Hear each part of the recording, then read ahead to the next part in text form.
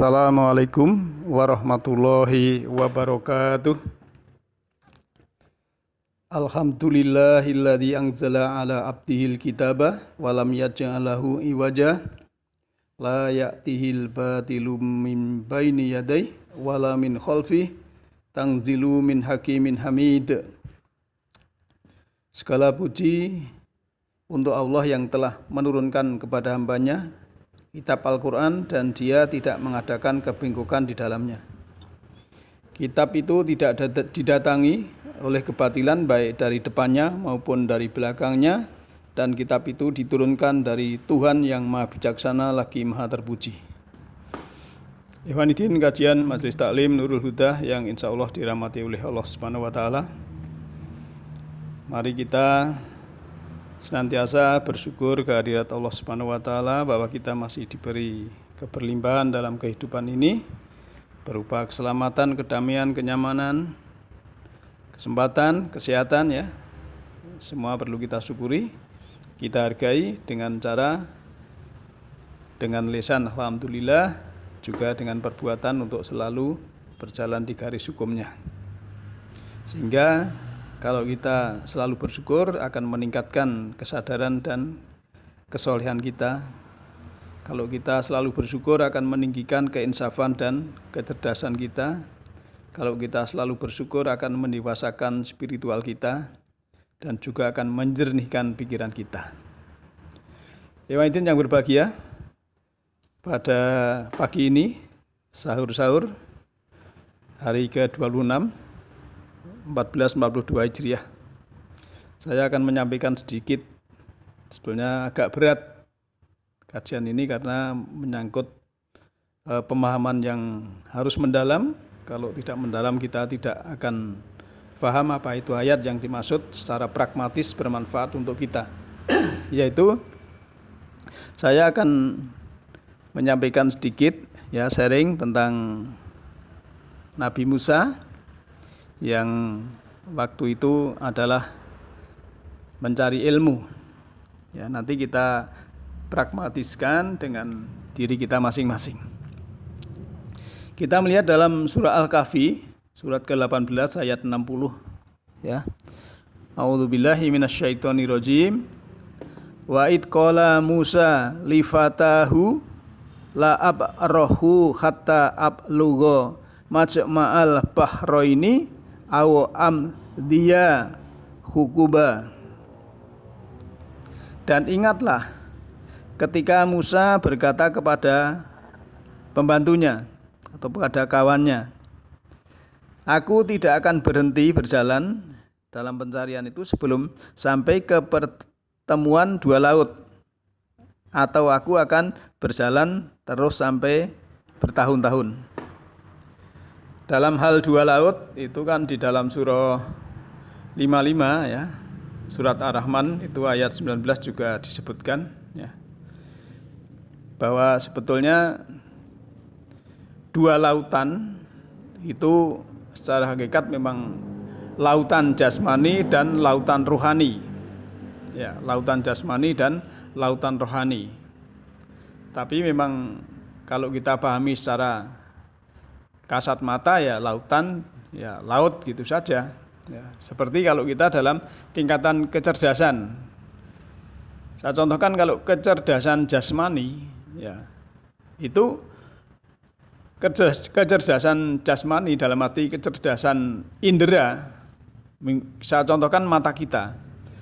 Mata kita ini kan melihat setiap hari. Ya, matahari terbit dari timur, kemudian terbenam di barat. Itu secara mata, secara indera, ya, kesadaran indera bahwa yang berjalan itu mataharinya. Nah, kalau kita begitu, apakah betul yang berjalan itu mataharinya? Ternyata kalau kita dengan kesadaran ilmiah, ya, kesadaran ilmiah lewat astronomi, lewat kosmologi, ternyata yang berputar itu adalah bumi kita, berrotasi 24 jam. Nah, antara kesadaran indera, kesadaran jasmani dan kesadaran ilmiah dalam arti pikiran sains, dalam otak kita itu sudah berbeda. Maka yang mendalam adalah kesadaran spiritual. Kalau kesadaran spiritual ya melebihi daripada kesadaran indera dan kesadaran pikiran. Kesadaran ilmiah maksud saya. Kalau tadi kesadaran jasmani, matahari yang berjalan, tapi kesadaran ilmiah ternyata yang berputar buminya. Kemudian kesadaran spiritual, oh ternyata kita melihat, oh bumi ini beratnya 600 triliun ton. Belum nanti revolusinya mengitari matahari dengan kecepatan 105.000 km per jam. Itu kan luar biasa. Nah, dengan ada kesadaran jasmani, kesadaran ilmiah, kemudian kita meningkat kepada kesadaran spiritual. Ternyata kesadaran spiritual ini, oh begitu toh. Berarti ini ada yang menggerakkan, ada yang maha penggerak. Kemudian kita secara spiritual kita harus menemukan Allah. Nah, termasuk di sini dalam usaha pencarian, pencarian dalam surah Al-Kahfi ayat 60. Di sini disebutkan bahwa Musa berkata kepada temannya, saya tidak akan berhenti sebelum sampai kepada pertemuan dua laut. Nah, maksudnya dua laut adalah lautan jasmani dan rohani itu bisa bertemu dan menjadikan sinergi. Kalau hanya menggunakan satu lautan jasmani, ya nanti tidak akan berkembang, tidak akan mendapatkan petunjuk daripada yang Allah turunkan. Tapi kalau lautan jasmani dan lautan rohani, dua lautan itu jadikan satu, itu akan membentuk kekuatan yang sangat besar lah. Ayat 61-nya. Maka ketika mereka sampai ke pertemuan dua laut itu, mereka lupa ikannya. Lalu ikan itu melompat mengambil jalannya ke laut. Nah, ikan itu esensinya itu secara hakikat adalah rasa. Kan isi lautan kan ikan. Jadi ikan itu intinya. Kalau ketemu dua lautan itu ikannya jangan kembali ke laut. Ya kita harus kembali ke Allah karena kesadaran kita yang rendah sehingga kita harusnya sudah lautan jasmani, lautan rohani sudah menjadi satu, menjadi kesadaran yang tinggi. Tapi kalau melupakan esensi kemudian ikan itu kembali ke laut, ya rasanya, esensinya, hakikatnya ya kita tidak kembali kepada Allah, akhirnya kita kembali kepada kesadaran yang rendah, tidak mendapatkan ikan. Jadi lautan rohani itu adalah ke surga, dalam arti mencari Allah untuk mendapatkan kedewasaan rohani, cari rasa.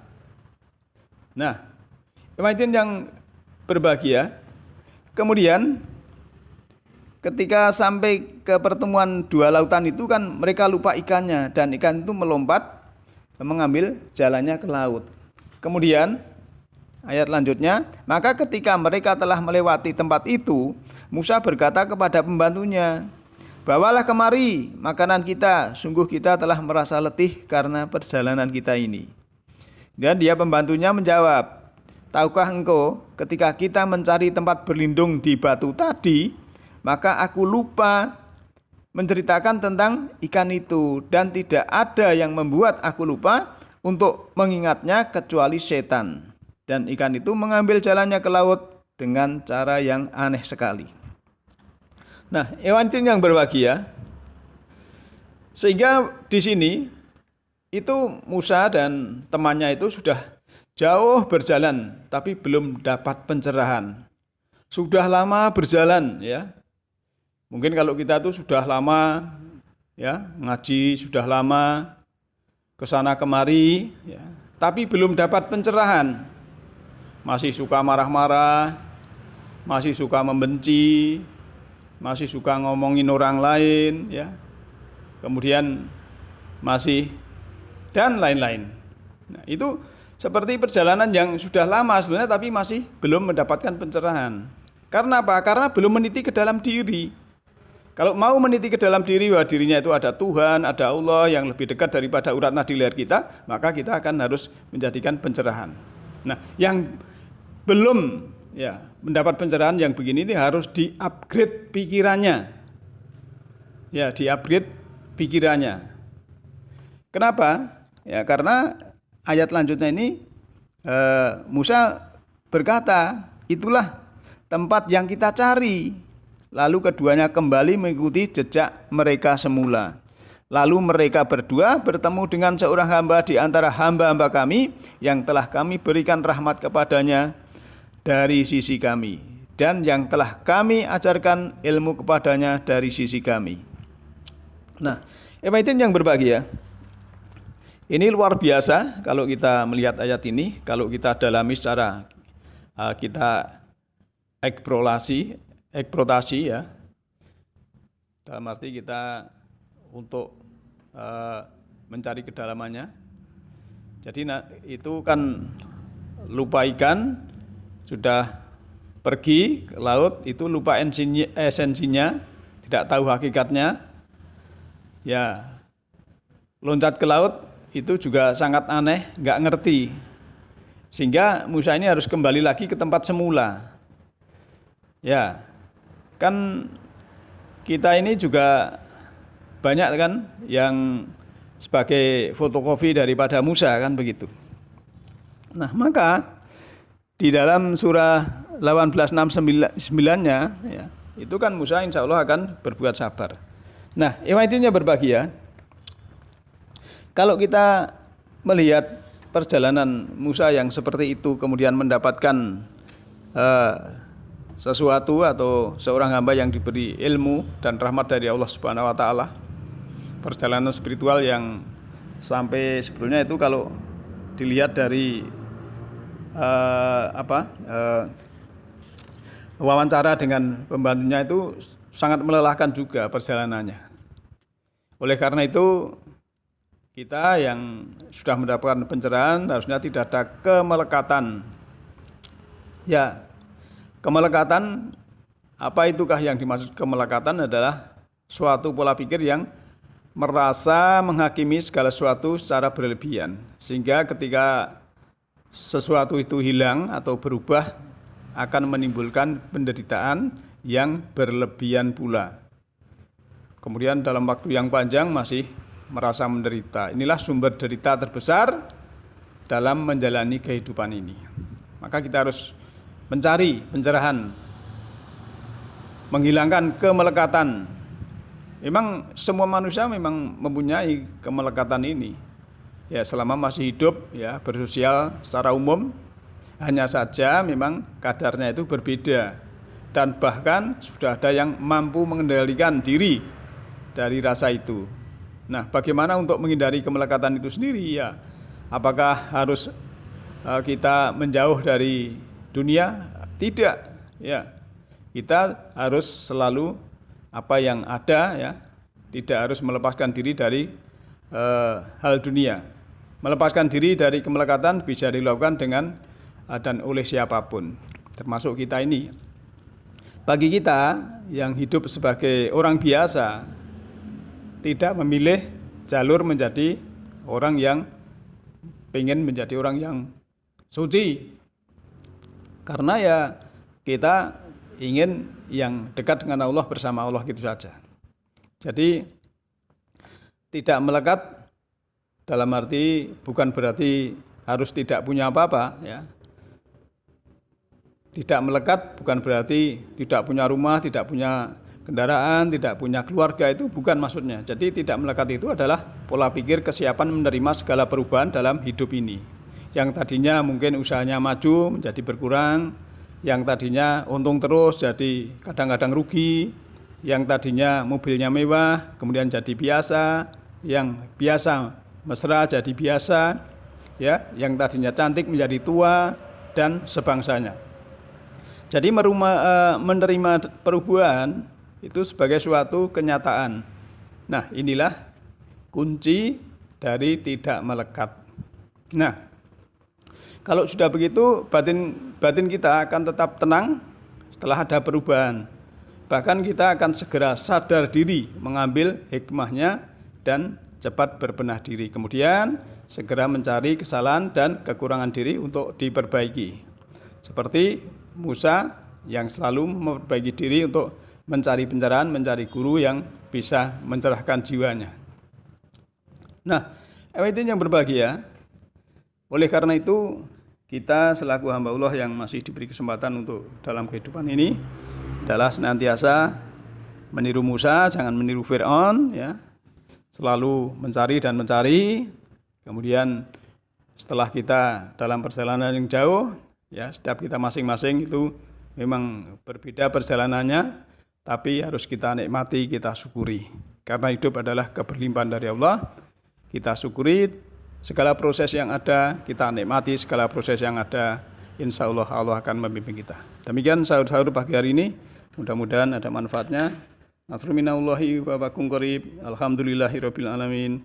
Assalamualaikum warahmatullahi wabarakatuh.